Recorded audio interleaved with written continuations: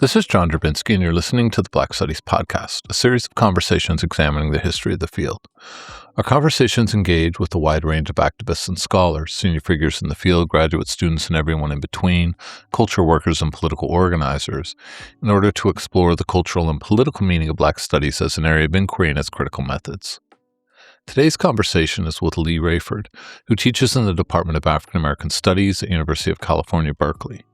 In addition to a number of critical essays and edited collections and journals, she is co-editor of Migrating the Black Body, The African Diaspora and Visual Culture from 2017, and the author of both Imprisoned in a Luminous Glare, Photography and the African American Freedom Struggle from 2013, and When Home is a Photograph, Blackness and Belonging in the World from 2026. In this conversation, we discussed the political and cultural origins of the field, the place of art in the history of Black study, the analytical and imaginative dimensions of Black studies. Good morning, Leigh. How are you today? I'm well, John. Thanks. How are you? I am fantastic. Very excited for us to have a chance to talk on the podcast today for a lot of reasons. I was saying before we started, we're getting really great representation of the Berkeley program in terms of current grad students, graduates, faculty. So very, very happy. Eula Taylor was one of our real signature episodes about a year and a half ago. So, yes, my president. And so really looking forward to this conversation and expanding our representation of the Berkeley program, which I think is just such an important one in so many ways. But also just personally, I really love your work. Your book on African-American freedom struggle and photography had a real impact on me. I thought it was one of these books I read, and I was like, I wish I could talk about photography this way. I wish I could talk about visual culture this way. So I really loved it. I learned a lot from it. And so at that sort of personal level, I'm really excited to have you on the podcast. So welcome. Thank you. It's really a pleasure to be here. You've been, as we were saying before, just the breadth and depth of the podcast and the number of people you've had on, and just, the kind of broad swath of how we think about Black studies this is really an archive for years to come. As I also have said many times on the podcast, we really thought we were just going to talk to some of our friends. And so it's been such a pleasure to think about it as an emerging archive for people thinking about the field of Black studies. And so really excited to have your contribution, your voice as part of it. And so, we'll have a chance to talk about your research, how you think about the field of Black studies and the relationship between those. But I wanted to start with the more personal question and ask you, what is it that drew you to Black studies? What drew you to the study of Black life, and what keeps you connected to and sustains you in this kind of work? Yeah, thanks for that question. I'm chuckling to myself because I often say that I was born into Black studies. My father, William Dwight Raiford, was was in the first dedicated class of Black men recruited into Yale College. He arrived in the fall of 1967 and graduated in 1971. But pretty much in that first year, he was tapped to be the student. One of a couple student representatives on the task force that was developing the Afro-American Studies program at Yale. And so my father spent a year in these meetings really working through what this emergent field was going to look like at Yale. He ended up graduating with a joint degree in Afro-American Studies, as it was called then, and history. And I was born in New Haven, Connecticut, in 1972. I always thought my parents had met at a party, a college party, but I found out a couple of years ago that my mom was actually in New Haven for a party, but was looking to purchase a term paper in Black studies, and people sent her to this guy named Dwight, who's really smart and knows a lot about the field, amazing. And that's how they met. So I really do say, I was born into Black studies. it also meant that, growing up in my household, I came across my dad's notebooks from that time and how this group of people were conceptualizing the relationship between Black studies, the university, and the Black community at the time. And I recall these interlocking circles, um, in my father's handwriting about what the field was to be, what its commitments, who its commitments were, and that relationship. So I also grew up in Harlem, New York. My mom grew up in Harlem. My grandmother grew up in Harlem. My father was from Burlington, North Carolina.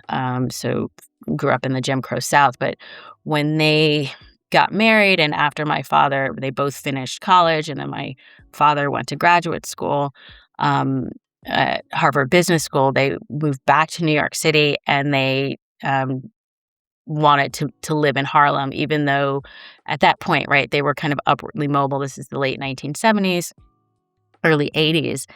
But it was really important to them that they stay grounded in a Black community, even at the what would become the height of the crack epidemic and deindustrialization and disinvestment. But my parents were super committed to and invested in Harlem, and would go. My mother worked on 125th Street. My parents founded Harlem Little League together in 1989, and so I say all this because I feel like all of these ways of kind of both the relationship between Black studies as an academic discipline and field, and also what it means to be in Black community and Black life and have a very clear set of commitments, are, in many ways what led me to become an African American studies major in college. I became a double African American studies and women's studies. I was a double major in those two departments at Wesleyan, and then became, when I was looking at graduate schools, there weren't that many African American studies PhD programs, but I knew that was the work that I wanted to do. And at that point, the Berkeley department didn't exist. The PhD program hadn't started yet. So I applied to ethnic studies at UC Berkeley. I was admitted there in the modern thought and literature program at Stanford. Was very turned off when I went there because their African American Studies department at the time had not made it into actual buildings since the earthquake, and were in these sort of trailers on the edge of campus. And so to me, that was a was a clear indication of how Stanford felt about Black studies. That's a little too literal of a metaphor. It's not even a metaphor. It's not even literally a metaphor. A practice. I mean, it is a practice. It is a choice. It is a very clear statement. And so ultimately, I matriculated into Yale's African Americans joint PhD program in African American Studies and American Studies. So my whole, higher education career has been in Black studies, and I feel so. There's, for me, there's sort of like I can't even imagine being in another department or another discipline. I've been at Berkeley for 22 years.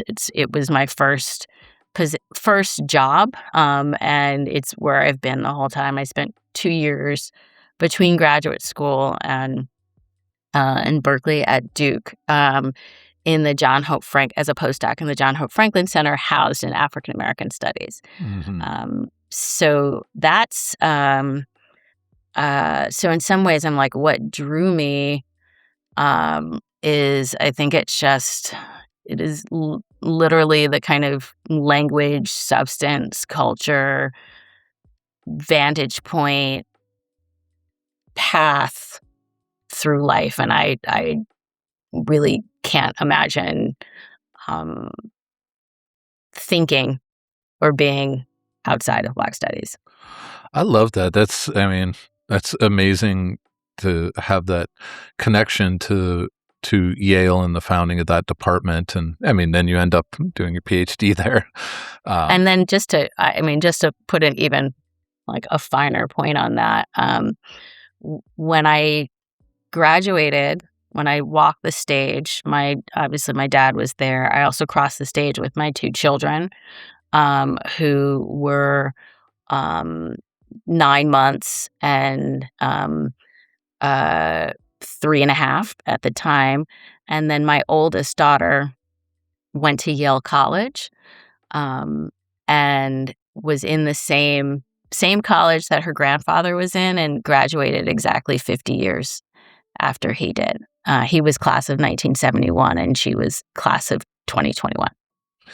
That's crazy. That's like a memoir chapter that writes itself. That's amazing.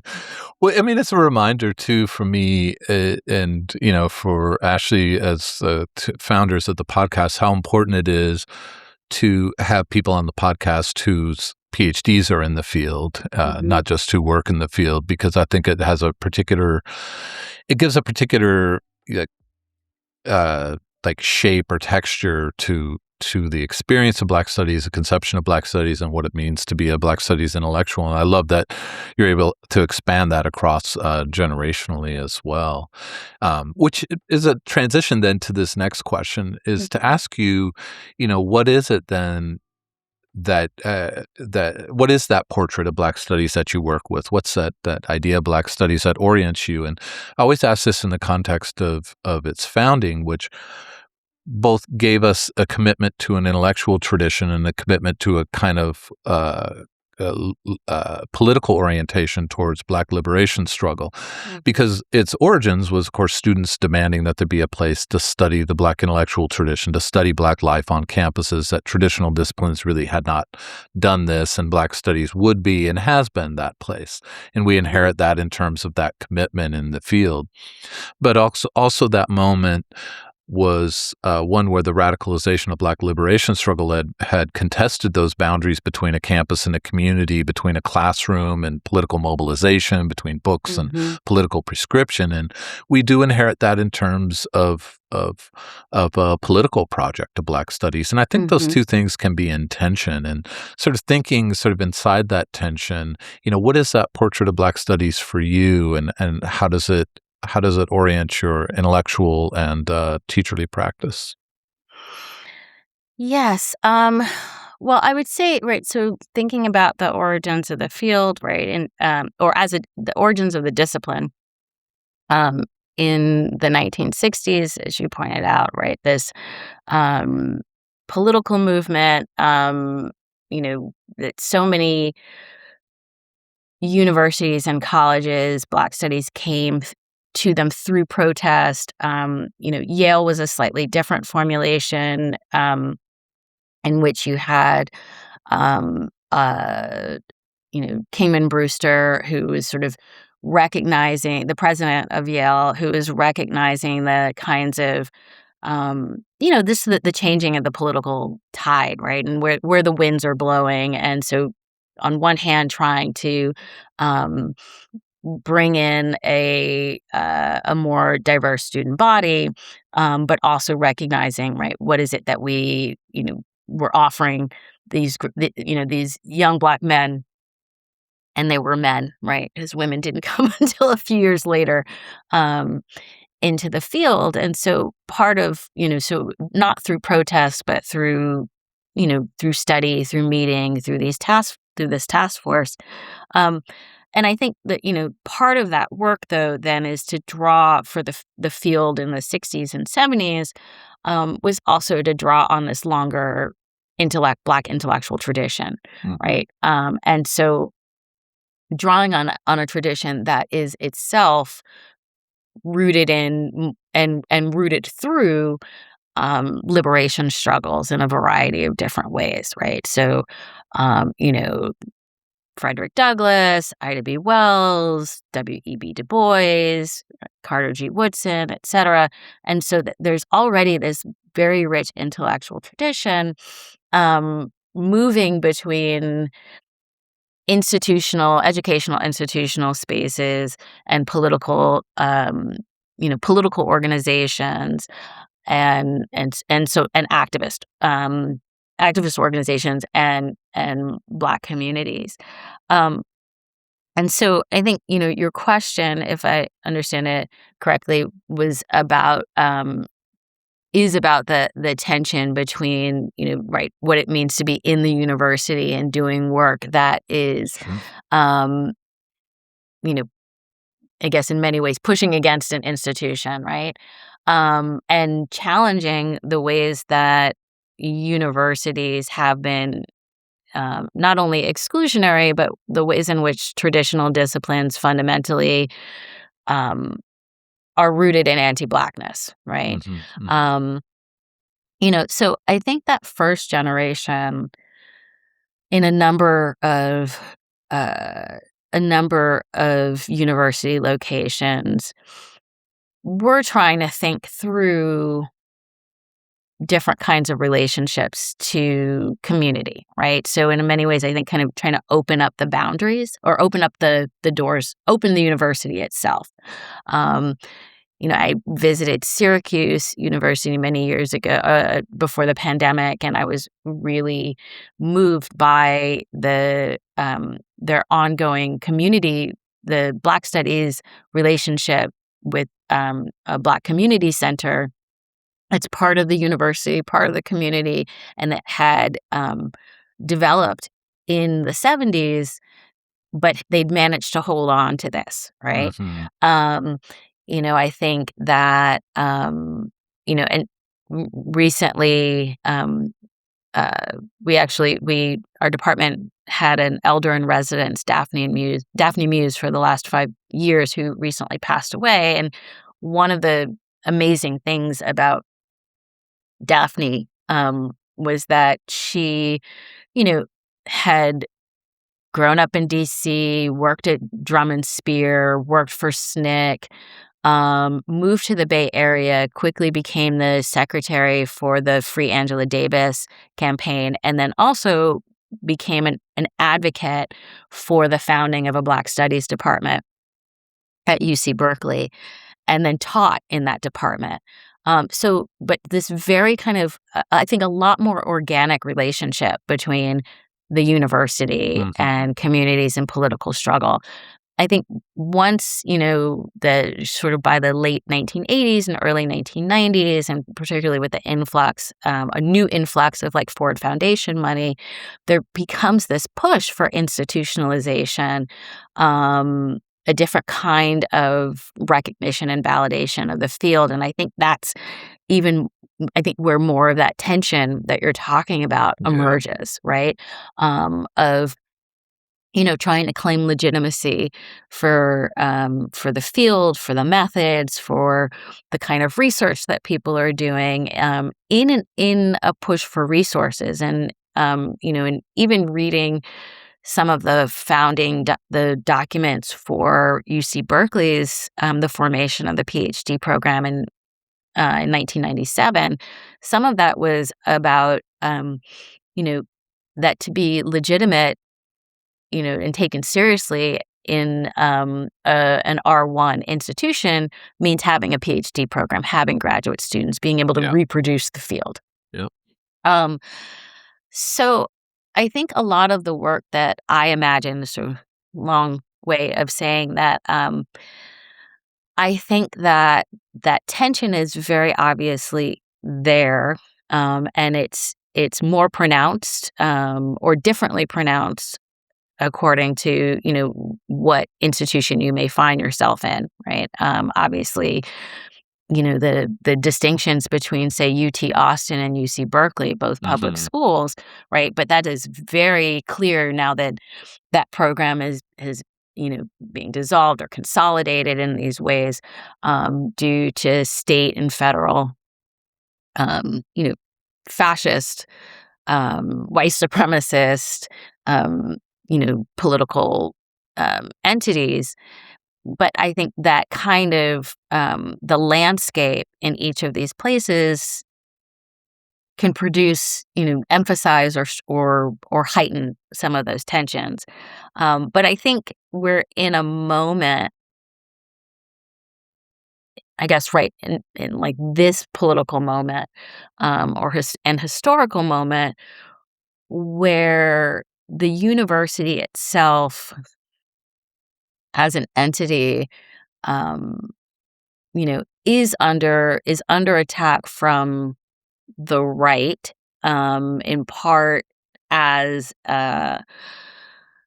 for a number of reasons, right? But the kind of anti-intellectualism that you know is trying to carve away the university because um, fascist dictatorship relies on an uneducated, uninformed citizenship, Mm-hmm. a citizenry. Um, and so I think that so there's that, that sort of need to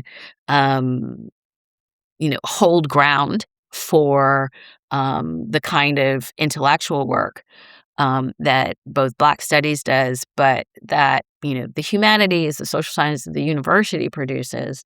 But also this sense of what are we educating people for, right? And to Yeah. do broadly, and it's not just to be cogs in a machine. It's not just to be, it's not just to be the kind of uh, mindless, quiet, submissive laborers, but actually to be, informed citizens that create, um, hopefully more just futures for all of us.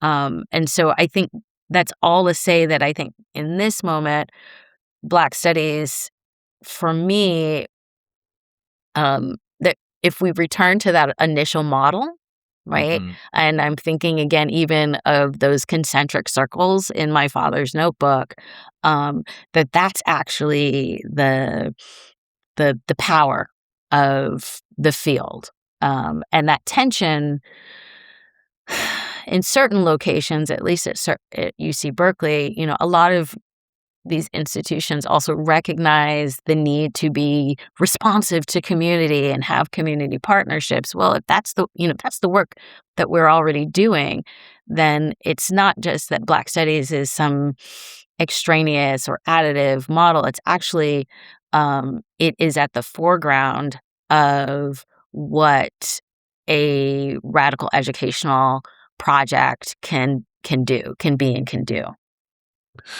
I love that. I mean, first of all, that all that response was completely interesting and really thoughtful. So thank you. But coming back to this, being at the forefront of the very things that a university imagines, often I think in a kind of missionary mode, but that's part of the higher ed admin sort of languages. Mhm. But the idea that this is a different kind of practice is also really does harken back to that notion that Black Studies was not just about an institution, it was not just about the sort of community work, intellectual work relationship, but also a different kind of vision of a university. Mhm. And those practices of it, I think we'd all do really well to pay attention to them. Those are also where some of our allies in a terrible time probably lie, right? Those Yeah. moments where we have those relationships. So Well, I just to add to that, in terms of like allies, I think they're, um, are we're often thinking, when we're in the institution, we're thinking about, who are our allies, across campus. mhm. Um, but I think more importantly, we need to think about, who we are allied with and who our allies are outside, and across our for me across the Bay Area, right? Mhm, mhm. And so thinking about UC Berkeley's Black Studies department, as emerging out of this longer Black radical or Black intellectual tradition, but also, the very rich political and artistic community and movements of the Bay Area, right? So, Black Arts Movement West, the Black Panther Party, these various solidarity struggles. If understanding that Black studies at UC Berkeley is really just one site of Black study, right? Yeah. And one site of, hopefully one site of liberation struggle, right, for Black peoples, then actually, for me, it clarifies the work that we're doing, right, in so Yeah. many ways that might, Absolutely. it's not like my job is not to save the university, right? My job is to make sure that work in service of Black communities can thrive. Hmm. And that, and I do think that that intellectual work is part of that work, right? That helps Black communities thrive. Thank you. That's a fantastic follow-up as well, and I think segues really nicely into the next question I have for you, which is to sort of bring your own research in relation to these kinds of questions, and ask you this, which is, you're interested in questions of gender or cultural history theory, visual studies, and there's so many insights in these critical frames and their connection to each other for Black studies. And I'm interested in sort of reflecting on your own research and your own orientation in Black studies, how you think your work fits in relation to the history of the field of Black studies, but also what boundaries do you think it pushes, or what new horizons do you think it's opened up? Hmm. Um, that is such a it's a great question. It's a tough question. So I think, um, well, the first part, right, when you describe the sort of the list of all the areas and disciplines and fields that my work draws on and touches on and is in conversation with. And I think, I laugh a little bit about that because you know it makes me think of how, um, we have to add new names, right? And create these new names because because the terms that we have don't adequately describe who we are or what we're doing, right? Yeah. And so, yes, I see myself in conversation with, art history, with visual studies, with, U.S. and Black American history and all of these various fields. But at the sort of at the core of it, um, I'm really just interested in how Black people make meaning Hmm. and Hmm. how and how meaning is made through Black people, right? Um and I think also because I grew up in the 70s and 80s and I watched an insane amount of television.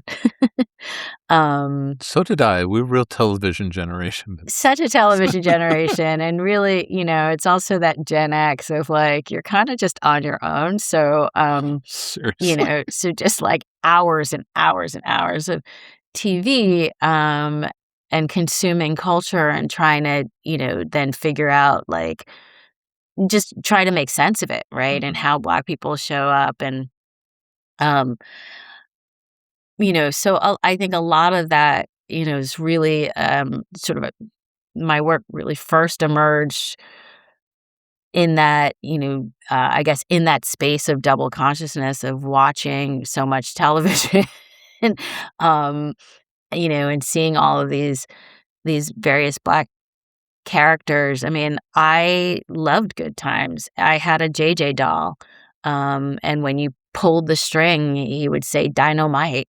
And I, Incredible. both thought he was amazing, but then also was trying to understand, this family and the projects and the caricatures around that. And so trying to just, yeah, that space of always being seen through the eyes of a world that looks on in amused contempt and pity. What is that space, and how then do Black people, n- you know, find new meaning, make meaning out of the experience of, um, you know, living inside racialized bodies, um, and and so that's kind of where what it comes down to for me, and I think then where that takes me is, it kind of takes me everywhere, right? The first book, Imprisoned in Luminous Glare, in part began with, again, those images of the civil rights movement, that, the kind of veneration, and in some ways simplification and commodification of the civil rights movement that was happening in the late 80s and early 90s. Resurgence of all of these images of police dogs and fire hoses, and then Martin Luther King giving, the I Have a Dream speech that then becomes an Apple ad or a McDonald's ad, right? And so I'm trying to understand, in this moment in the early 90s, that that basically all of my life choices have been made possible by the civil rights and Black Power movements, right? As, affirmative action, et cetera. But what is it that I actually know about these movements, and how did I come to know them? And Mhm. so in many ways, it was really me trying to sort of, right, both understand the circulation of these images, how meaning gets made through images, particularly about Black life. And then from there, I, it becomes, a set of, just sort of following the rabbit, following the trail down the rabbit hole, right? So, um, we were talking earlier, there's no way to talk about, um, Black political participation or representation without talking about cultural representation, right? And that Yeah. representation itself is both a political and cultural, term or phenomena, and so it is functioning, and it functions in Black life in both of those ways, right? So Mm. they cannot be held separately. Um, and so any sort of sociological or political science framework that says, oh, well, we need to understand, Black voting patterns or political participation within these established frames, well, that misses, then we're not seeing everything, or we're not fully we're not asking the right questions. And if you're not asking the right questions, then you don't even know where to begin to, you know, to find the answers for them. Anyway, so yeah, so I would say that, other than that, sort of also on a more personal level, um, I I love art. And I, spent a lot of time. Growing up in New York City, I spent a lot of time in New York City's museums, on free days, as in when the museums had free admission. um, and really coming to understand the importance of art as a way in which people express their lives and their values, and make meaning in the world. I think that, and so that was sort of my, and that was, I think, the place where I started to learn to kind of hone, and focus, learn how to look closely and carefully, but also that close looking even then and has emerged over the years for me as a meditative space. Mm-hmm. And I think also a, f- a s- a space that actually is offers a kind of political opportunity to retrain our sight, and retrain how we engage the world. I think about, F- Franz Fanon in talking about in the fact of blackness chapter, um, that the codification of race in the visual field, right, is that race becomes a way of seeing and it Mm-hmm. becomes a shorthand. Um, and right, so and Homi Bhabha, sort of um, picks this up in the his formulation of the stereotype is the repetition, right? And that Mm-hmm. what colonial regimes do is they create a kind of repetition and instantiation of racial stories and types, so that Fanon can say my body enters the room before I do, right? Um, and I think by close looking, by slowing down, by finding a language, to describe what we see carefully, it offers an opportunity to intervene into exactly that kind of um, formulation of race and white supremacy as a mode of seeing. I'm interested to hear you talk a little bit about how your researcherly sensibilities, as you've described them here, are shaped by the fact that, as you said, even from undergraduate and through graduate training and your appointments have been outside of traditional disciplines. How do you think that having such a long trajectory in Black studies has shaped how you conceive and execute a research project, and also if you want, how you construct and practice a classroom? Yeah. I think it took me a while. It took me a few years into, my time as an assistant professor, uh, to realize that I think in some ways what guides my work, um, isn't necessarily, a commitment to a discipline or, um, a mode of seeing, that too, but is a love of Black people Mhm. and a love, and a desire for something closer to freedom.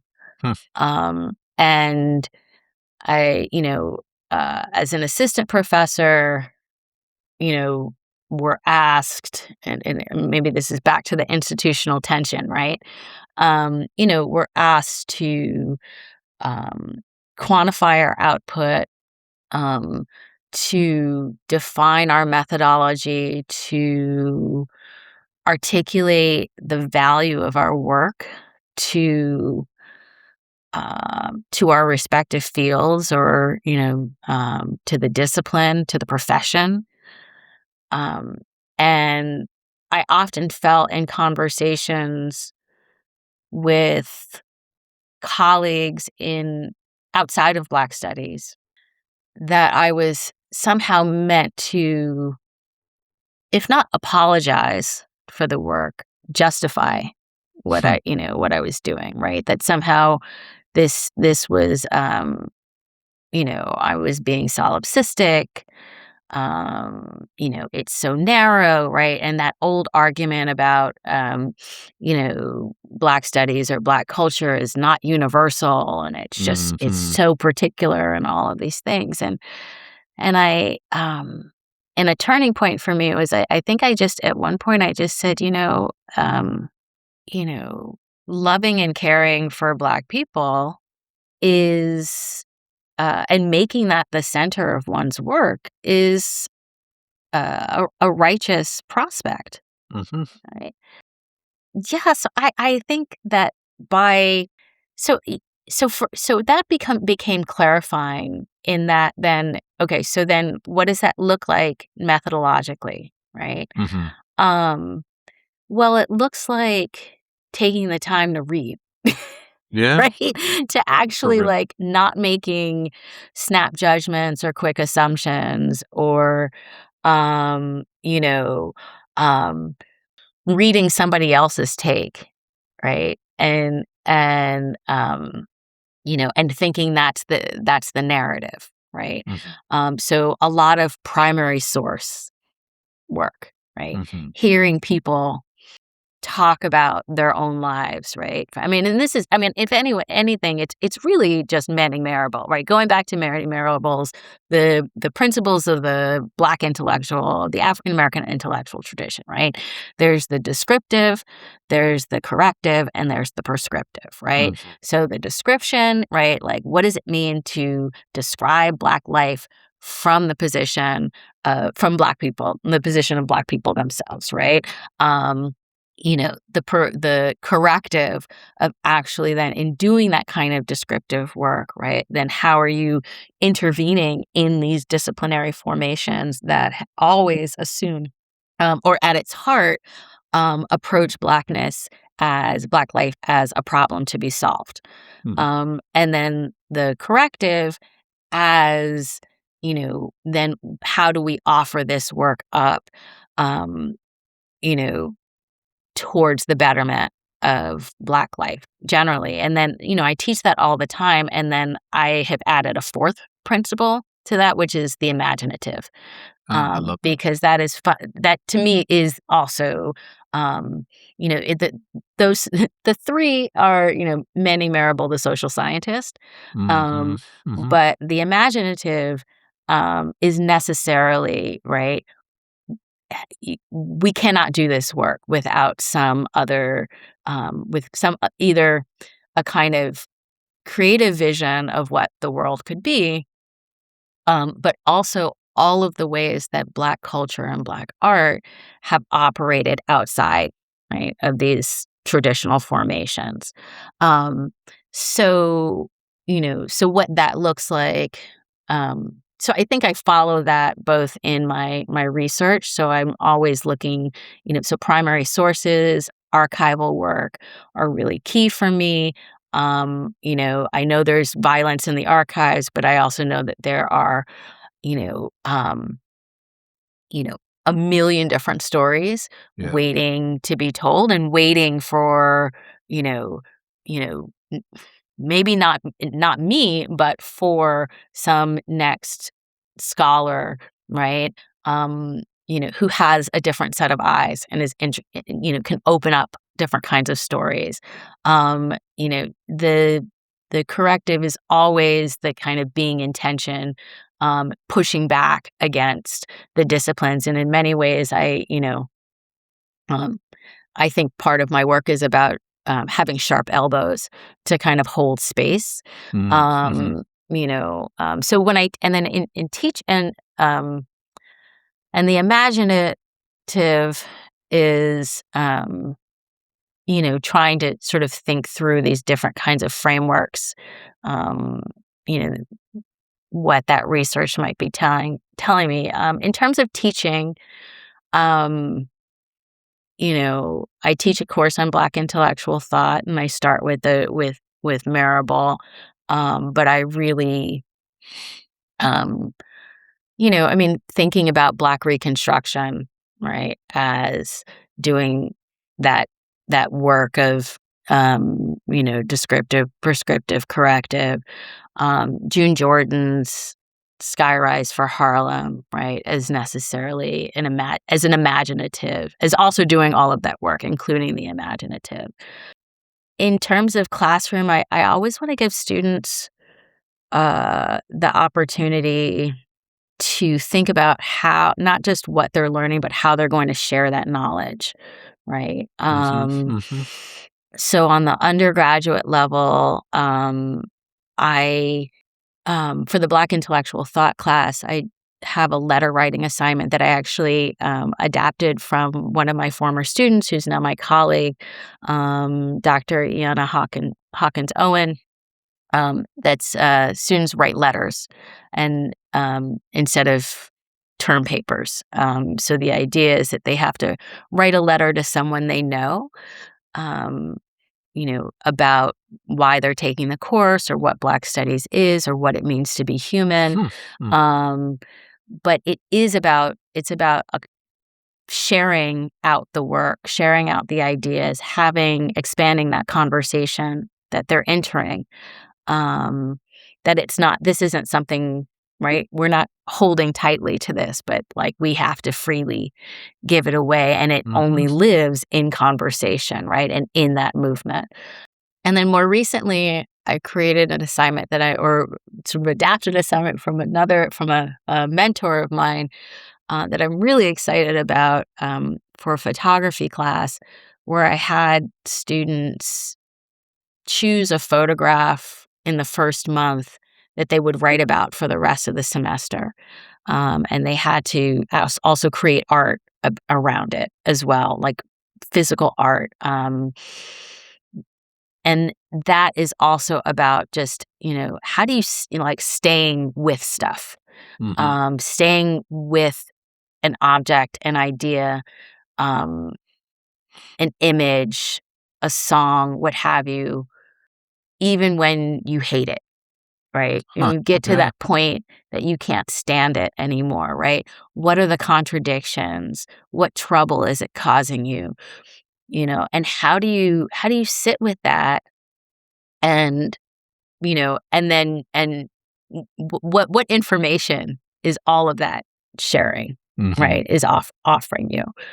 Um, I hope any of this makes sense. I It makes no, it's totally it's fantastic. No, I appreciate that so much. It's uh the role of the imaginative. I mean, this many things in this conversation have been really interesting, and people have so much to think about, and that's one that really stands out to me, like what it means to introduce that to what I think for most, if not all of us working in Black studies, that Marable formulation is so foundational and adding in that imaginative. I really love that.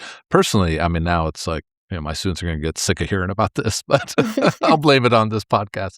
But I think that's an interesting way of both adding to that trinity from Marable, but also adding dimensionality to all three of those. Yeah, So I I really think so. appreciate that, and figuring out how to practice all of these in the classroom. And I love it when people talk about actual assignments. I think this is so important. I think we should always be thinking about assignments and what we do and how that fits with the kind of vision of Black studies, but Yeah. also share them with each other because of, I mean, I love making them write papers and the suffering they go through, and I went through it. It's a hazing, but also learning and all of those things. But these things that expand in the way that Black studies sort of demands of us as intellectuals and actors in the world, like putting that into Yes. practice. I really love that you put that into practice at the level of the assignment. So thank you for that.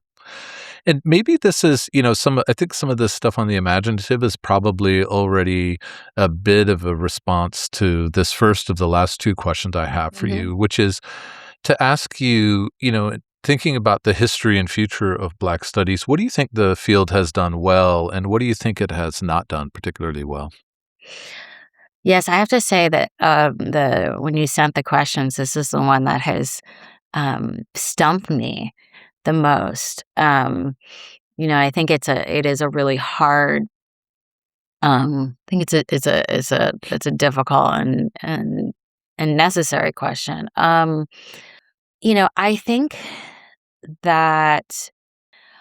think that Black studies, and maybe I'll put it this way: I think Black studies is at its best when it is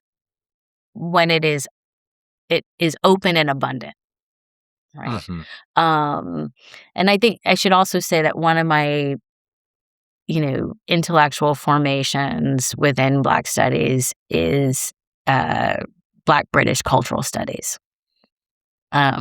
So, being trained by Hazel Carby and Paul Gilroy, um, as students of Stuart Hall. And so this sense of a kind of both the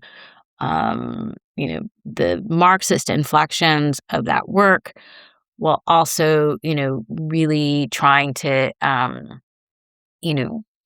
be attuned to contradiction and historical conjuncture, and also being able to say the things that we don't necessarily want to hear, right? um but I think also part of that is the a kind of more global dimension to that. And so at its best, I think Black Studies, when it uh you know both is able to express care and honor, while also um, not engaging in hagiography, right? And when it is at its most kind of global, right? Can recognize, for example, most more specifically, the U.S. centrism of the field, and can push back against that. Um, you know, and then also, I guess, finally, when it is, you know, um, when it recognizes that Black studies takes, that the production of knowledge, right, and Black study takes place in many locations, right, and that's how the field works. So I think that's when it's at its best. I think it is at its worst when, it mistakes the the map for the territory, right? Yeah. So when it becomes too focused on um, the institution becomes the only horizon. So the kind of you know, the idea, and this is not, I think most, I actually don't know, but I assume that most people in Black studies understand the distinction between Black studies and DEIB. I don't know, but I think that there are places where that becomes one and the same, and it is not, right? The idea that, you know, that just by, and I'm laughing also. I've been cleaning out my office because I'm actually getting my office painted for the first time in 22 years, right? So I'm going through all my files, and I found this document um, where from like 2004, 2005, where Black faculty were meeting, and they were trying to identify the number of Black faculty on campus, right? And it was kind of hilarious, the categorizations, right? So it was like, Black, African American, Caribbean, and African. And then there was just this category that said other Black. And That's it's just was like, it really? Did it really say other Black? That's a oh crazy. yes, That's it a said wild phrase. I love that. it was a wild phraseology. Because I'm supposed to be throwing stuff out, I've been taking a lot of pictures and that just sending them sending these to people. But this kind of like, counting, and accounting. And I mean, obviously, like, yes, numbers are important, but also, right, it's, if we get when Black studies gets overly focused on, for example, African American versus, African or Caribbean, and who, and these sort of struggles over resources in that way, I think, I think we lose the plot. I think if when, um, this sort of arguments around ADOS, for example, are, uh, they're nowhere, right? I think that, and this will be, I'm sure, very controversial, I think, when we assume that any in singular theoretical intervention is the field or is the primary, you know, node of the field, like Afro-pessimism. I have, like, when my students think about, I'm like, it is one theoretical formation in, in what will in decades of theoretical formations, right? Hmm. And Hmm. so the work is to find a place, is to figure out where it fits into the conversation, but it's not the only conversation, Yeah. right? So I think that's where, um, you know, what it could do, where when when the field is not at its best. That I will have is. more thoughts after this is over. Of course, I mean, I'm sure. I like that formulation of "not at its best." That's an interesting way to put it. Like, and it's interesting because I think this is a question that has had a lot of different kind of range of effects on people on the podcast. Thinking about them. Sometimes I say it in the podcast. Sometimes I say it outside of the formal recording. But it's the not doing well, and what does it mean to critique a field, and what is Mhm. critique. But not at its best is interesting because in that last example of Afro-pessimism, I mean, you could take anything else ripped from the academic headlines Mhm. throughout the decades, but resisting that compulsion to be authoritarian or about, there can only be one sort of mentality. I mean, I think this is just across the humanities is an issue Mhm. always.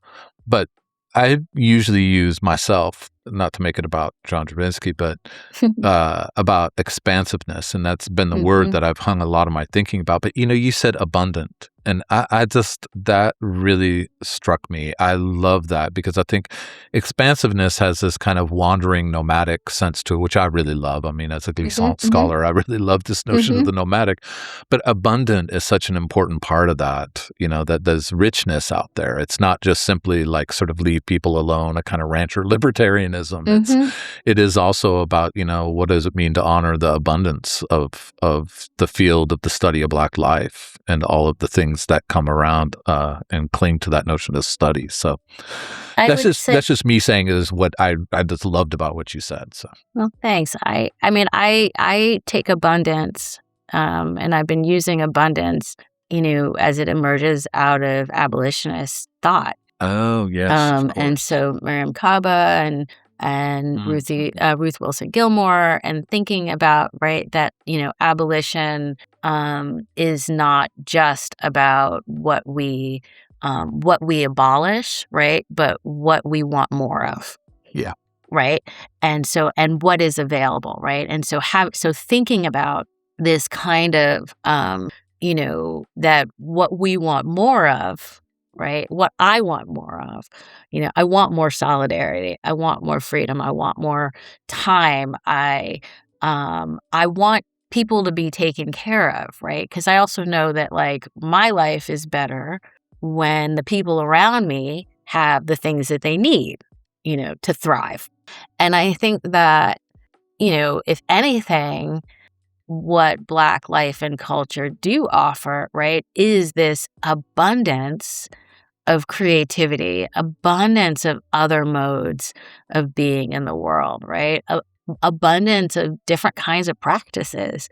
Yeah. Not all of them are great or that I agree with or that I myself would engage with, but, like, damn, like, all of these ways that are alternatives to, you know, uh, the racial capitalist, system that we have inherited. The other thing I will also say more and more is that I think that, and, why I think that, Afro-pessimism is both really important to the field, and then I think but it has to have just a place within the field, is that for me, I think, Afro-pessimism works extremely well when it is in confrontation with with white systems of power, right? Hmm. And even thinking about its valence in South Africa, right? And emerging especially among the born free generation, right? And these kinds of the failed promises of the state, of Enlightenment theory, et cetera. And I think that's really important. And there are other modes of engaging the world, right, outside of those systems, right? So what if I don't want to spend my whole, like all of my energy looking at the Enlightenment, right? Yeah. Or looking at the world as it is, right? And so this is also where I think like where we can do better is thinking more diasporically, and not just thinking diasporically, but centering other indigenous practices, other modes of thought, right? And I think some of that is, it's a function of language, it's a function of translation, but I've been like especially excited by Kristen Smith's group translation of Beatriz Nacimiento's work, right? And thinking about Quilombo, right? These are other models, right? That are in conversation with, with an Afro-pessimist, or can be in conversation, right? There are other modes of world destruction and world building. Yeah. Right? And I think that's what excites me about the field. I love that. And maybe it's already an answer to the last question that I have for you, which is thinking in a Black Studies context, what is the one question you would want us to be asking, or issue you would want us to be thinking about? I do feel like the last 60 minutes have been the treatment of this question, but why not end with it? Yeah. I mean, I think I have so many thoughts about that. I mean, one of the essays that I return to a lot is June Jordan's Black Studies, Bringing Back the Person. And it's both very specific to the moment in which she's writing, right, in the late 1960s, but also very, it asks really critical questions about, what we're doing, who we're doing it for. And one of the key questions in the book Civil Wars, generally, where that essay appears, is I was so filled with hate, and I was, I knew what I was against, but I had, what was I for? How do I build for what I love, right? Yeah. For those I love, and so I think. And again, I mean, so many Black Studies scholars have asked this question over and over. The other version of that question that I always got from Hazel Carby, that comes directly from Stuart Hall, is just what's at stake? What's at stake in what you're doing? Why does this matter? Again, so I think it's really just, what tools are we offering to, for me, both our students who are inheriting a world on fire, in disarray, shrinking resources, what tools are we offering them? Tools, not platitudes. And some days that's just, as much as like, I hear you, I see you. And then also, and what tools are we implementing to care for our elders? And I guess the last thing I will say also about that is one of the things I ask my students, or remind my students, is that sometimes you are not the most vulnerable person in the room. And so, which is also to say that one of the tools we can offer is a practice of solidarity. Whether that's with Palestine and Congo and Haiti, or indigenous people, or, the unhoused. You are not always the most vulnerable person in the room. And Black Studies, I think Black Studies is a tool, a necessary tool for different people for different reasons, Mm-hmm. right? And I think one of those tools, the disposition, is to offer us a way of seeing the world from, from whether it's the hold of the slave ship or the mine or what have you, right? But to recognize then, right, that like we are all intertwined, right? Our fates are entangled with one another. So yeah, I guess that would be my question. What tools are we offering? I love that. That's just a really important and really profound place to wrap up. This has been such a great conversation, Leigh. I was really excited to have it, and it's just been fabulous. There's so much to think about in this, so much to learn from it. It's just your thoughtfulness is really appreciated, and this is a really great contribution to the series. Thank you for that. Thank you for the opportunity, and I'm glad to be part of this long and ongoing conversation about this field that is so important. Well, we're glad to have you as part of it, so thanks, and have a great rest of your day. Thanks, you too. All right, bye-bye.